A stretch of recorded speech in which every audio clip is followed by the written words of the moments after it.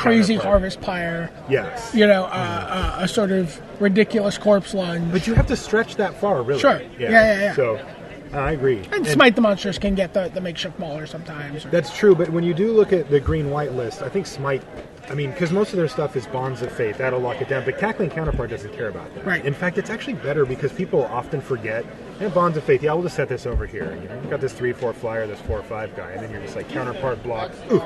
Yeah. That's a fun play. We saw a match earlier today. I think you were watching that match with the Cackling Counterpart, the Juggernauts, or was Nate here for that? No, that was Mr. Nathaniel Price. That was we watched. He's like Galvanic Juggernaut. He's like, okay, take 5. He's like Cackling Counterpart, my Juggernaut at the end of your turn. But the Juggernaut's just still tapped. Oh, we're underway here. Oh, great. Pat Cox is kicked off with Walking Corpse, and his opponent Craig Edwards. Edwards on the left. He's got an Abyssinian Priest, which looks like it just bit it to just got excommunicated. Yeah, Victim. It did. He's no longer practicing. He was a victim. Defrocked. He was victimed. Voiceless Spirit for Craig. That'll tend to stop a walking corpse. Lots of first strike going on. Abattoir. Yeah. 3-2 first strike. We'll get a good idea for Craig's game plan here. If he decides to swing, then we'll know that he's got follow-up plays that he feels like can handle the ground. And if he doesn't, then he's looking to make the game a little longer. Yeah, he's in there. Craig's a pretty aggressive player from what I've seen. And is he? Yeah. Is he aggressive enough to get in for 2 and take 5 here? Oh, what about a rebuke? You certainly. Do you think Pat would read him for this, or certainly suggests a rebuke? And he just passed the turn back. Yeah. And a turn, it's Village Bell Ringer. Shows him a little something. So Patrick didn't get his bell rung. There are 2 rebukes to be found in Craig's deck. Okay. And then there's also Midnight Haunting. I don't know if he has one, but there's those 3 mana flash spells that when you're playing against a player who's playing this type of a deck, you have to be aware of before attacking. They all do quite different things to the board, too. It can be pretty nerve-wracking.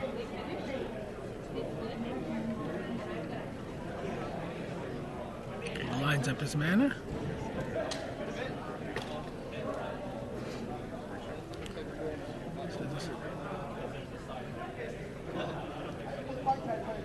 So he's got a couple of choices here. He's thinking. What do you when someone does that? They tap 3 mana and then they take it back. They tap 2 mana. What do you read them as? Do you read them as having a 2-drop and a 3-drop? I usually do. Yeah. Yeah. Basically, I just try to figure out if the guy that I'm playing against, if he's capable of trying to bluff me in any way. If he is, I disregard it. I don't listen to it at all. And if he's not, then I assume that he's not. So you can see why Edwards was happy to go aggressive. He's got Fiend Hunter to get rid of Strongcoat Noble. He's equipped Patrol. Patrol, sorry. Yeah. Of course not Noble. And the Blazing Torch has gone onto Village Bellringer. He's attacked again with Voice of the Spirit.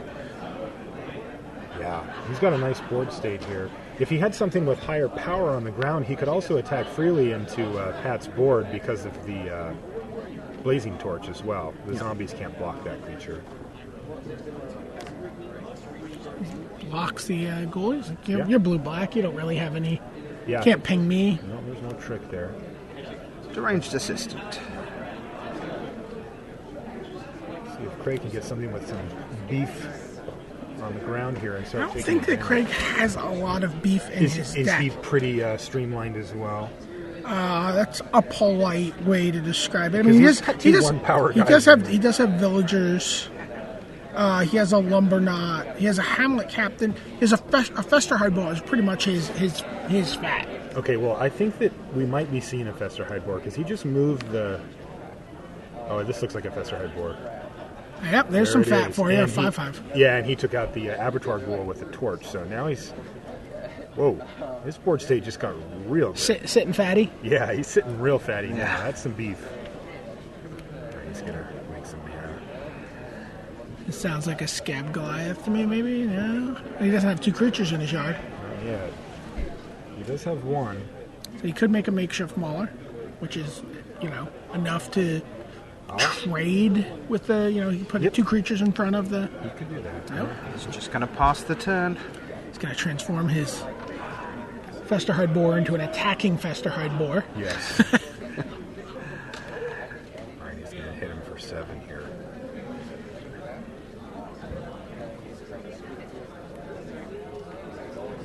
I always found that Festerhide boar a lot harder than I thought it would be. Yeah, that's definitely that's the sign of someone. Pat Cox is too good a player to just chump block with his. So he puts his walking corpse in the way. If he doesn't have a Scab Goliath. So. Gotcha. Let's get it dead. Yeah. Certainly. Oh, Dark Thicket Wolf. Jeez, that's a lot of pressure on this board. Black doesn't have a proper sweeper here, so I think Craig feels fine with just extending. Oh, sure. I mean, it's the same thing like with the Voiceless Spirit, or or putting a 4 toughness creature in front of a 3 power creature. And there's the Scab Goliath. Yep, good read. He does because there's not dead weight. I guess you worry about, but you don't really worry about an instant or. That's right. Craig presumably is just at the point where he just doesn't care and he just turns. I think so. Everything. I mean, presumably not the Fiend Hunter maybe, but just gets cracking. He's got the Dark Thicket Wolf he can activate. He can also wait a turn. I mean, he can hit him for. Well, okay, so he can hit him for. Yeah, he blocks there. I mean, I guess. He just loses his Festerhide boar and then loses another. He gets in for 1 damage with the bell ringer on the ground that he wouldn't have. So yeah, I think you're right. Just because of the chump block there. And a Hamlet Captain comes down. Mm-hmm. So Deranged will send Typhoid Rats to the bin. I feel like Magic Online is going to warn me that I have mana in my mana pool every time I see someone doing that. That pop-up? Yeah. I know. You can turn that off. I don't turn anything off. I'm too scared to turn it off, too. So Patrick Cox looks across the table at the blue-shirted Craig Edwards, who is currently calling the shots in Game 1 of the semi-finals of GP Austin 2012. We're going to see a second blazing torch just off the top of your screen. So interestingly, while Craig doesn't have he's now everyone's coming in, and again that creature with the can only be blocked. The Festerhide boar's got the blazing torch. It can only be blocked by the Deranged Assistant. Yeah, so that gets in for 4 anyway. Yeah, and that's enough for Pat to scoop it up. Yeah, because he could also just move the torch and then ding him for 2 more if he needed it. Yep. So Craig Edwards, there he is. He takes the lead, 1-0, and is 1 game away from the final. Over the Proto Nagoya top 8 competitor, Pat Cox. Mm-hmm. Invitational winner, Star City Invitational winner last year. Absolutely. We've Grand seen Prix him. Oakland was a top 8 there, I believe. Yep. 2010. Was he top 8 of San Diego too, just before Worlds? I think he was. Yeah. Wow. Yeah, he's That's really impressive. he's really come on strong. Is this the guy that's known for loving Wild Nakatl? Is that? Yeah, his Twitter name is Wildest The Nakatl. Wildest Nakatl. Yeah, this Wildest is him, Nakatl. right? Yeah, Okay, yeah. I mean, a lot of players love Wild Nakatl. That's why they had to ban it. So, do we see a tear in his eye as we?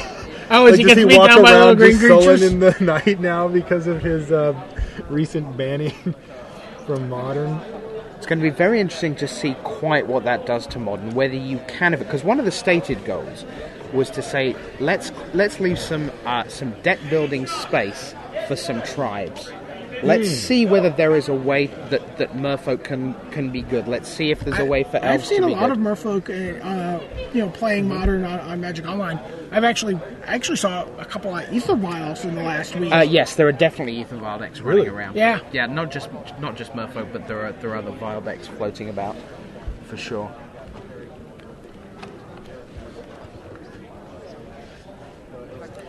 See if we can find out if anything's happening on the other match.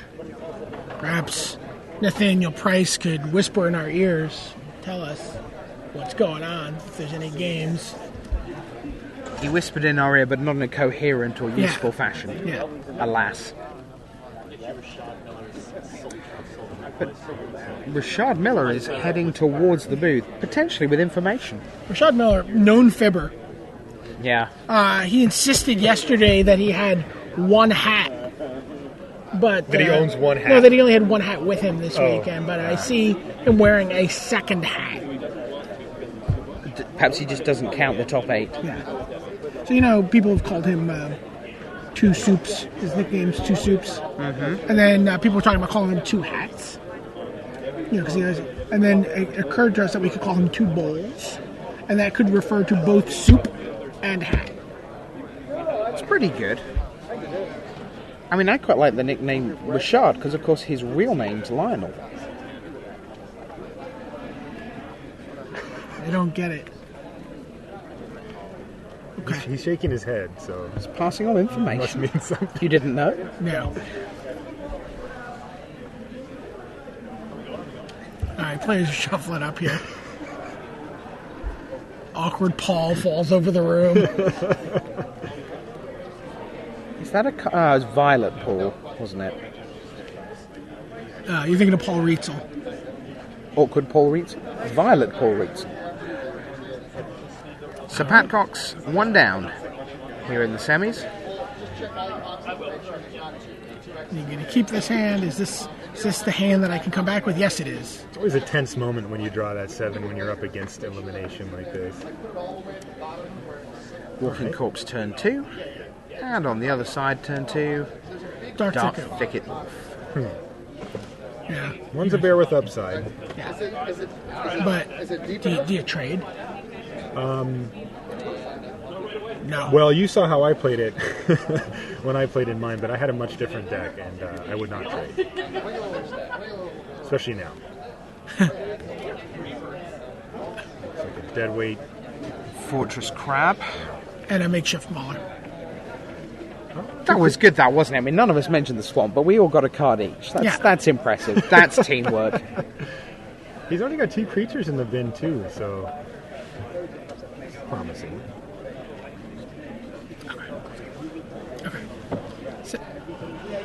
So the Raphael Levy showdown against Eric Downing is still in game 1. Game the first. Yeah, epic drag out, knockout battle. Wow. Bell ringer comes down.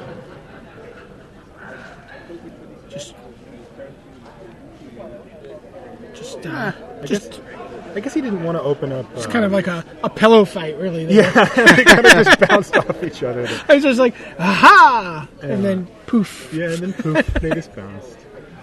Yeah, because if he puts all his mana into that wolf and then it gets victim of knighted, he doesn't develop his board anymore, so he probably is okay with this. It's got to be tempting, though.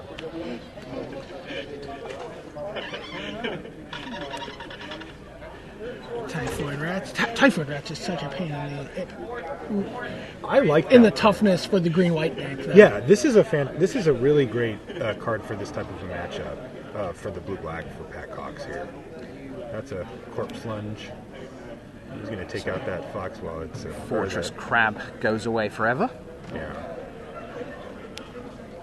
And for Lumberknot. This isn't a bad board state for a Lumberknot, I guess. How often is Lumberknot good? You've both drafted that a lot more.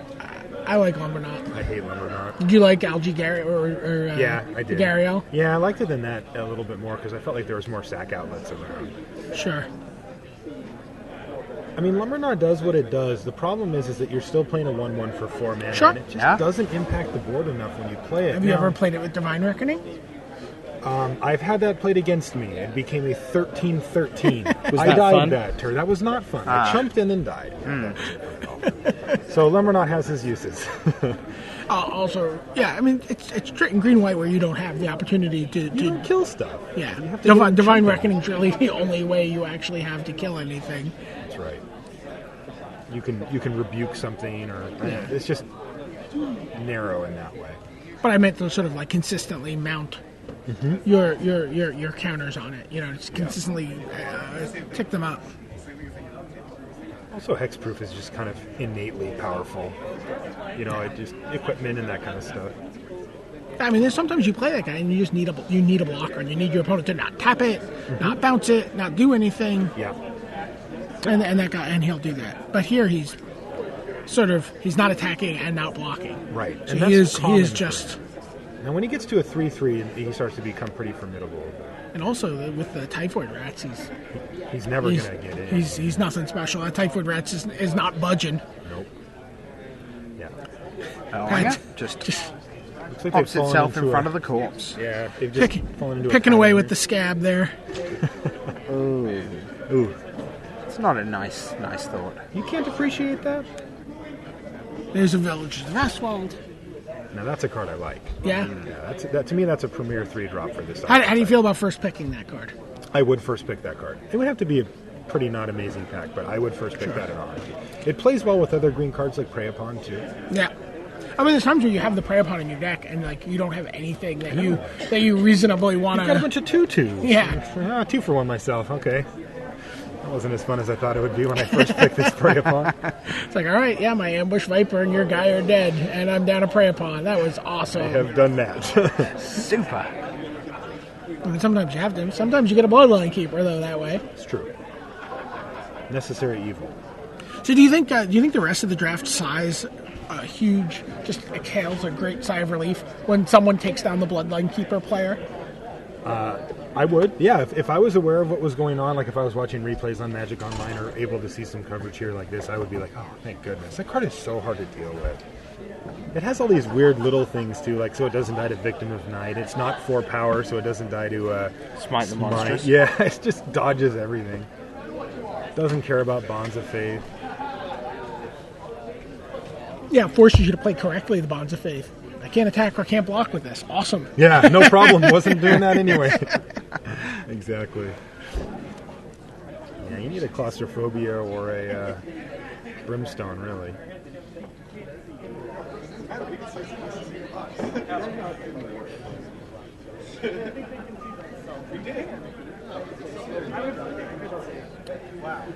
So Typhoid Rats, Walking Corpse, Armored Scarp, just going to pass the turn back to Village Bellringers, Lumber Knot, and now some flippage.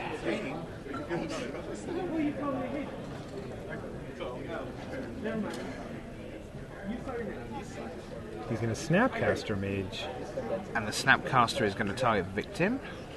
It's a Corpse Lunge. Or is it? Corpse Lunge, yep. Oh, because he's got the Oh, Mauler and still. Spidery Grasp. Ooh. Wow. Lets it live through. It's, So he did it with the flip on the stack there. yeah. Okay. And so it's taken some damage this turn still, but it's huge, right? It's a 6/10. Yeah, but he doesn't want to. He doesn't want to expose He doesn't it. want to. What does he do? Well, he's got the Register. rats Yeah, anyway. trade for the rats. He might. He might. Oh, There he he's goes. gonna do it. I mean, he probably figures. Well, he gets 3 counters on it. He gets 2 counters on his Lumber Knot. Yeah. And he clears the rats, Right. which is not. Yeah. Which he unimportant. wants gone at some point. Yeah, well, at this point. Yeah. He probably figures one of these two guys is going to get him. He'd probably rather have the big one. He's pretty much all in on that Lumber Knot. Pretty much. I mean, He doesn't really have flyers. He doesn't have evasion. I think Raphael got all the flyers in white that he could. And yeah, Now, he's. does Pat have any flyers in blue? Pat has a. He has Does he a. have something that can go fly over a lumber knot? Sure, and- he's got a Stitch Drake. Okay. You know, he's got. That's a clock. This is what happens He's when got a two vampire- 1/4s are on the board, by Yeah, the way. yeah. He's got a Vampire Interloper. He's got an interloper, too? Yeah. Oh, there's a Galvanic Juggernaut in Craig Edwards' deck. Ooh. As we were talking Another about great fatties. card. Another card that plays really well in that. Ooh. Cackling Counterpart, my Armored 1/4. Scarp. The Scob or the mage? I believe it was the Scarp he aimed at. Yeah. Oh, he was. 2 land. And an abattoir ghoul. Yeah, 3 land Abattoir Ghoul. Wasn't the all-time exciting. No. What is he going for here?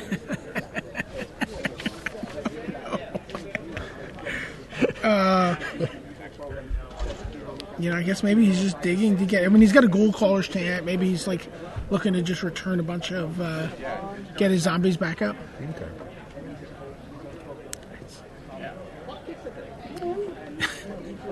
Never.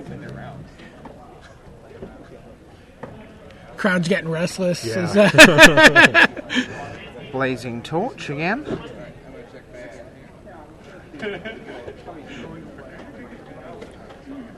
Looks like he wants those a particular way here. He's like, well, which ones are zombies? Which ones aren't? Raph is up 1-0 in the other bracket.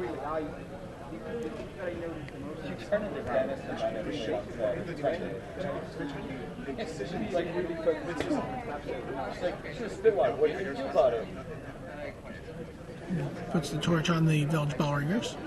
Can't die to the 2 creatures that can block it right now. He tries not to.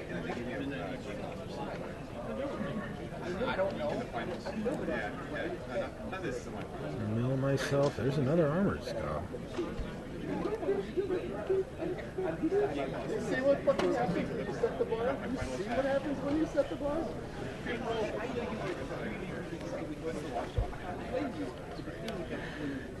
That is a creepy doll. Creepy doll. And that was not in his main deck. That's a card that was in his sideboard. He brought it in for this. Oh, interesting. We did see a lot of ground beater kind of guys. Yeah. I mean, I don't think Creepy Doll is a particularly great card, but it does seem to have an application here. So yeah, keeps the Lumberknot busy. Chumps forever. And occasionally kills something. Which doesn't target, right? So No, it's just when it does this, yeah. it's flip a coin, it gets destroyed. It's that creature. Yeah. But it does have to deal combat damage. Sure. Well, it's not a defender. It can actually attack. So he's getting his beats on with the creepy doll. Is it? Really? He's Yeah. jammed in there with it, huh? Yeah. He's like, well, block it. Take Go ahead. on. Yeah, I guess he's not getting through the wall of armored scobs right now anyway, so... He may make a second creepy doll here. Wow, he could, couldn't he? Creepy doll beatdown. Wow. You know, this is the type of board state where an equipment goes a long way.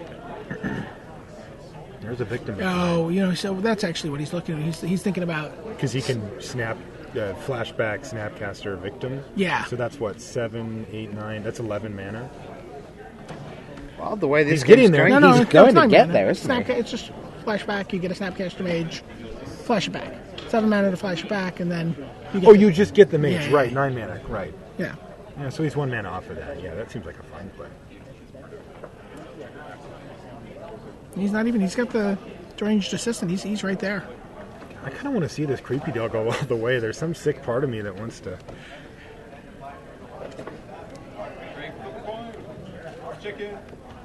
There's another one. How many Victim Knights does he have? Jeez, I think that's... Oh, Stitch Drake. yeah, there's a clock.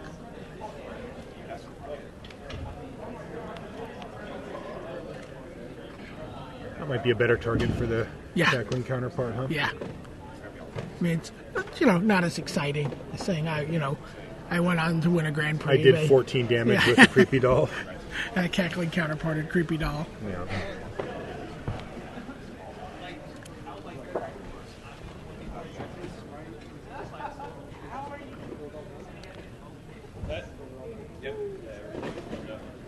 Craig has been whittled down to 12 here. Still got a lot of cards in his hand.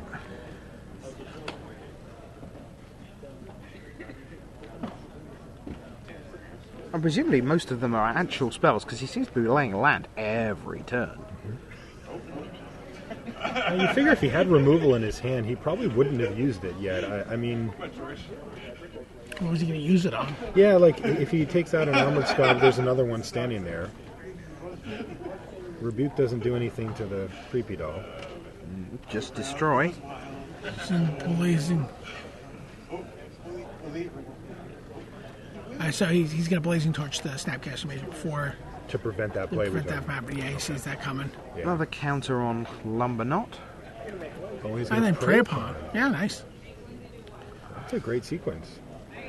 Ah. And Another he counter. and he gets there while Pat's at 6 mana. Yeah, so he can't do the flashback right Yeah. now. That's a great play. Just picking your spots. Yeah. Absolutely.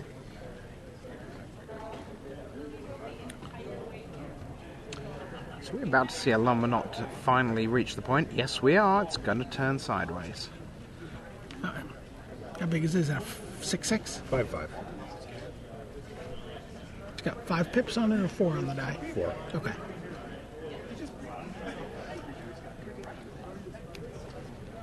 Ghoul Caller's champ. So let's have a look through. Get some value here. Stitch Yeah, it's Drake. worth And an noting Abattoir that. Ghoul. Abattoir Ghoul. Is that a missed blocking opportunity by Pat Cox? No, he had just, 4 power up. But there's 3 damage on the Lumberknot from the prey Oh, upon. from the prey upon. Yeah, I mean, because he would for sure trade off his walking corpse Walking corpse armored scab or get in the one of way. his scabs. Oh. Yeah. I didn't think about that. That was all that same turn, right? Yeah. Yeah.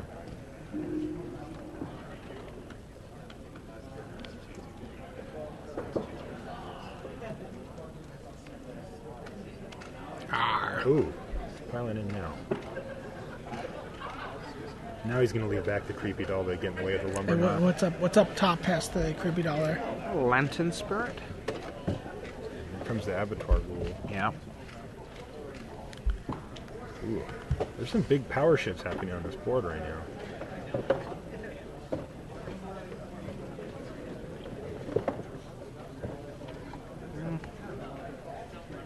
Something up there. I think that might well be a Lantern Spirit. Playing the art matching game. Yep. Or did he recast the Stitch Drake? Is that possible? He did bring one back, didn't he? Yeah, could be. Oh, It is. and there it is. Yeah. It's the replayed Stitch Drake. Thank you. He's got a heck of a board here. Yeah, we can't really blame the players. There's a lot of cards on the table there. Yeah. All right, Rebuke. Yeah, he's Cackling Counterpart. get another one. You know, I said I thought the green-white deck was generally better, but I like the blue-black one a lot better. This is awesome.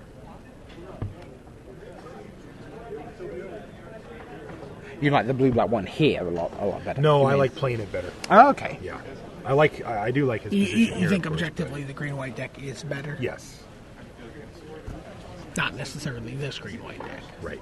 Yeah. Him missing travel preparations is a big blow to his deck. Blazing Torch. Equip. Pass the turn.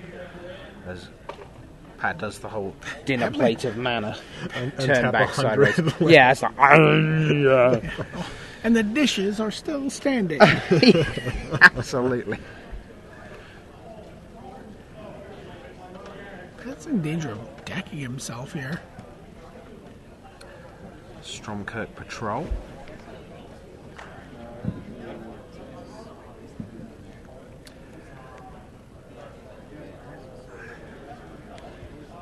There's a voiceless spirit. Greg passes. That'll get in the way of that Stitch Drake. Sure, but I think once. I think if he just attacks with everybody, it's close to the point where, Not even Knot of the Bone could save him. well, not in the bone. Could certainly. A Gnaw to the Bone, which, interesting, he drafted one. Was not in his main deck. So Grasp of Phantoms gets played and is Rangers guiled. Ranger's Guile counters that. We got a tied up match on the back table. Ralph Levy and Mr. Downing are going to game 3. So still 4 of the 1,040 plus players. Pat's like enough dawdling around here. Everybody's attacking except Creepy for doll. Creepy Doll. Oddly enough.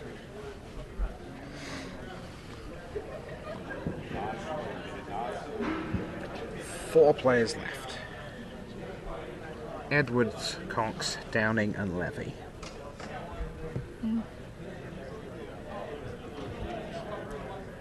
So he wants to put the Voice of Spirit in front of the 3/4 flyer so he can shoot it, right? Or maybe he can't. Oh, he can't though. Oh, he can't be. He can't do that. I mean, the patrol is lethal. It's in a tough Yeah, spot. I kind of feel like he wanted to just attack with that creepy doll too. Yeah, I don't know why he didn't. This might just be lethal as it is. Yeah, certainly lethal as it I think stands. I think Craig has a Smite the Monsters in his hand. 1, 2, 3. Oh, it's Smite. Let's get rid Did he of pay that. enough for that? Let's shoot that. And that was the first strike. Yeah, he didn't want to. I mean, he knew something like that was up. He didn't want to. That's why the creepy doll has to stay back there. Sure. You know, just he has to keep that lumber knot honest. Yeah.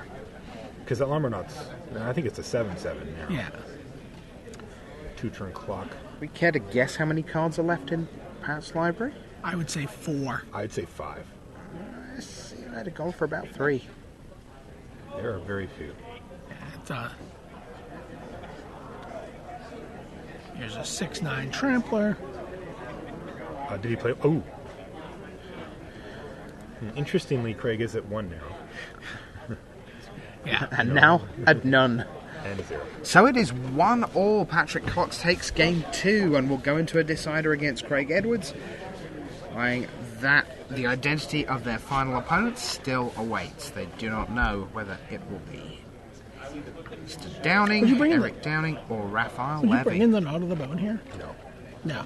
No, because the problem is that Just Pat a Cox slow, is- do-nothing card. Yeah, well, I mean, the thing is that you want to bring it in as a card that's going to blow out a deck that's trying to race you or out-tempo you, like where they're like, kill your guy, get in, kill your guy, get in, and Yeah. then you've knotted the bone, and all of a sudden they're way in a hole that they can't get out of. Against this, Pat's playing 1/4s. Like, Right. they don't die. Like, neither of these guys have the ability to actually kill creatures. If he Right. was playing a lot of against a deck where he'd be trading a lot, I would bring it in. In fact, Right. I did so today during the tournament. Sure. Yeah, but I think that he's probably best to leave it out here. So what do you like in the sideboard here? What are you seeing that maybe he's gonna bring in? He's only played 16 lands, by the way. Oh, is he really? Yeah, he's playing a little bit of a tighter deck. It seems a little well, but he's got 4 drops. I guess we didn't see too many 5s. Let's see, does Urgent Exorcism do anything? I think all of his guys were zombies. Usually, you can hit something blue with an Urgent Exorcism, Sure. Like a Claustrophobia. That's a Sure. big hit for it. Geist of Sea Trap, not Geist of Sea Trap, Battleground Geist, etc. Those That's guys. right. Yeah, all the spirits. Yep. What does he have in green here? Full Moon's Rise, 2 Grizzled. Okay, so he has 2 Grizzled Outcasts. He didn't play them, so yeah, he did go. He's aiming for a much leaner deck. Make a Wish, Moon Mist, Parallel Lives. No, I don't see anything here. Yeah, his deck seems underwhelming to me. It is. Yeah, I mean it. I think that Pat's deck is much more suited to the type of games that they've been playing, which is a grindier match. Right. You know, a grindier game where there's going to be not a whole lot happening. There's going to be a few key spells, and I think. Yeah, and that, I'm not sure where Craig's been playing, or what kind of Magic he's been playing recently, but I mean, Pat Cox has been playing, in the Star City Invitationals and the Star City Opens and Grand Prix on Pro Tours, and he's playing, mirrors with Callblade, and so he's really like. He's got that mindset suited for that grindy. Yeah, and you can see it during that dug-in last game. Yeah, I love those games. You really man. love those games? I love those. Everyone else is watching like, oh my god, these guys are just sitting here, and you're like, yes, yes. I see the value coming through. Yeah, I can't help myself. Do you like incremental card advantage? Yes. Oh, it's like my favorite thing. Ever since they reprinted Think Twice, it's all I play now. Do you like spore counters? What do you mean? Like Time Spiral, you put like spore I didn't counter. play that. Oh boy. That was before my Oh, time. you have some fun. Yeah, You well, get are a you third of talking about that you get a one- third of an activation every turn. Of what's that card called? The one that the common in Time Spiral that everybody hates now? No. I was that thinking what about like you're talking Thallid Germinator Oh, okay, cards. something like every that, turn it okay. gets a spore counter, and then you can remove 3 spore counters to do 1 activation. Okay, no, I don't want to do to that. get a 1/1. No, I want cards. Like, I want to generate cards from my It's a third of a virtual card. Okay, now you're talking. Now you got my attention. Oh, yeah. Third of a virtual card. I Yeah. like it. Magic players probably do actually write to Sandra and ask for that sometimes. When I drop, can I have a third of a virtual card, please? I want a token for that. Craig's going to be leading off here. Yeah, if he gets off to a kickstart, he has a good shot. Like that one. Not the ultimate in he quick wants starts, like a- but... And so he must have What did drawn... he draw I this wonder turn? when Yeah. he drew that. Yeah. Playing around mental misstep or something. All right. Villagers? Here's the villagers, yeah. Yeah, that's a nice start for him. Although, with potentially 4 mana, Pet's likely to play a spell this turn, so... There's Cackling Counterpart.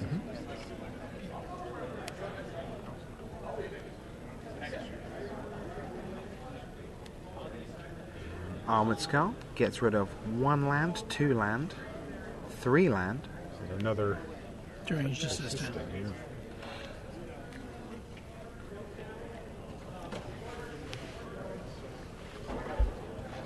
Ah, and now the tension of Innistrad. Do I flip my werewolf or do I do develop nothing? my board? Yeah. Yep. That's one of the things that I love Ambush Viper so much in these kind of decks, because you just get to say go, flip my guy, Yeah. and still play a guy. Or Bellringer is also really great in this situation.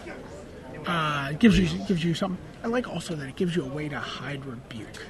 Yes. Right? Yes. Like, we talked about that a little bit. Like, you mentioned that there's all these different cards you can use in the Rebuke spot, you know, but there's also the ability to say, I'm just flipping my werewolf. I don't have anything. Right.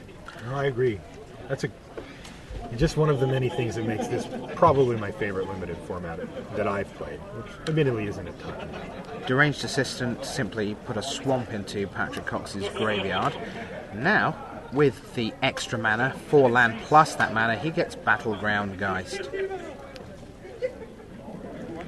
Oh, there's a Battleground Geist. Hey, look. Hey, something we haven't seen. Yeah, so now I wonder if he did bring in that Urgent Exorcism. I mean, when you Yeah, play he against was starting it, so we just haven't seen it. It might have gone by. He might have looked at it, but I mean, you're going to bring an Urgent Exorcism for 1 flyer? Well, so this is... Prey Upon instead, yeah. See, now that's what I was saying earlier, right? The Prey Upon and the 4/6, they go hand in hand. Those guys high-five each other on the way to victory, for sure. Fortress Crab goes by through Deranged Assistant.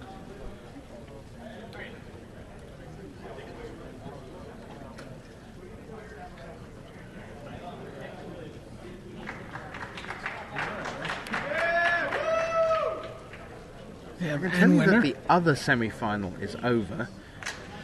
I see, and Raphael Levy has Raph made Levy it. is high-fiving people before he heads home. No?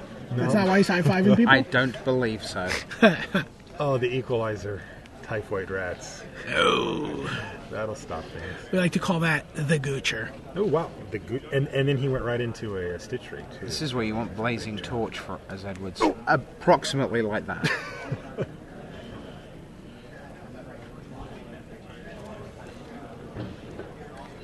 He's flipped down his... Yeah. I'd like to equip. I mean, do you consider putting that on your villagers and getting in for 2 first? 'Cause everything there's... Oh, no, the rats are not a zombie. He'll still trade the rats off. Yeah. Dark Thicket Wolf now for Edwards.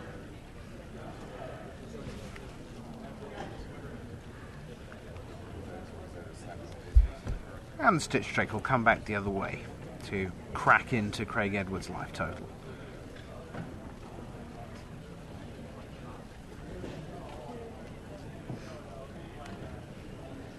Here's a makeshift Mauler roof. Wow, these guys are throwing haymakers this game. I think he's going to take out the rats here.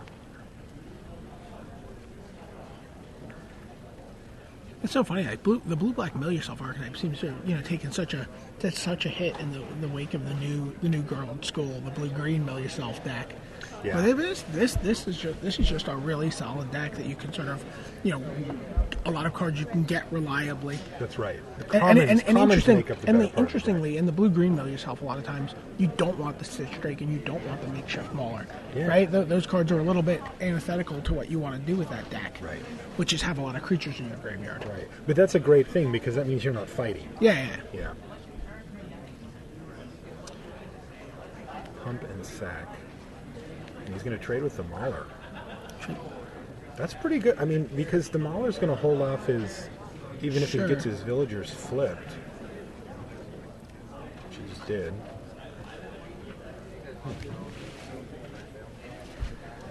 I mean, Did he put for one, right? Seems worth it. Isn't that a 5/5? Dead weight hits the graveyard. He's got to be sad about that. Well, you can't be sad about that. You can't think. Yeah, think true. that way. That is true. And the Ghoul Caller's chance. He's going to bring back the Battlefield guy. Battleground Geist to the Stitch Drake goes in. Yeah. So a 3-turn clock for Pat Cox as it sits. 4 turns for Craig. And that's with no... If he just gets in... Oh, he flipped this guy, too, yeah. So this is... Four turns are where Yeah, Pat Cox is in a medically induced coma. Right. And he didn't just flip back his werewolf, so yeah. This board state favors Pat Cox. And you don't see anything in Craig's deck. Like I said, this is just not the spectacular green-white This is a build. very mediocre green-white deck for sure.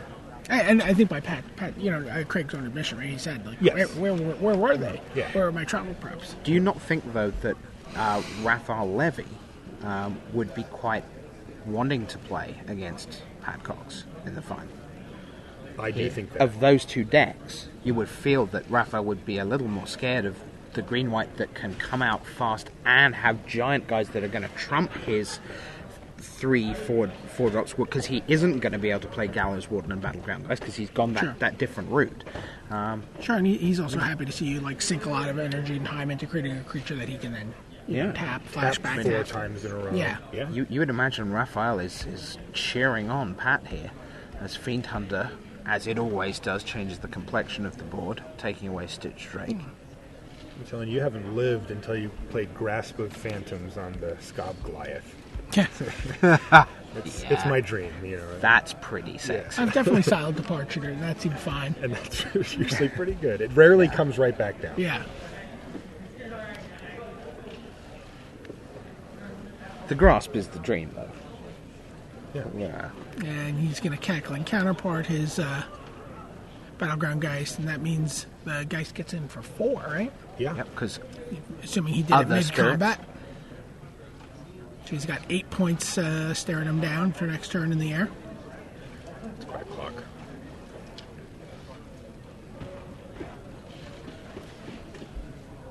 There are many rebukes around, though. Sure. Which takes him from 8 to 3. Yeah, it's a huge swing. Raphael Levy, Craig Edwards, Patrick Cox. One of the 3 will be the opening champion of 2012. Yeah, and coming into this top 8, the most experienced players in the top 8 were Pat Cox, Raph Levy, David and Ochoa. David Of course. Ochoa. So we have the potential of seeing 2 of those 3 most experienced players, facing off in the finals of our first Grand Prix of the year. Yep. You hear a lot of people talk about variance in Magic, and I ran bad and I didn't get lucky, but you consistently see the best players come out on the top. It kind of makes me... Well, I makes me mean, feel again, good. you could just look at Raph Levy's career. Yeah, that's a good study in denying people the shuffler argument. But it's also not just the best people, but it's the best people who work hard. There are a lot of very good players who don't work hard, and then they just vanish. Yep. Attack for 8. Do you have the rebuke? No, I don't. And the next turn it will be too late. Correct. Yeah. Because 1 will still get in. And even if you rebuke one and set the other one down to 3, 3 is what will do it.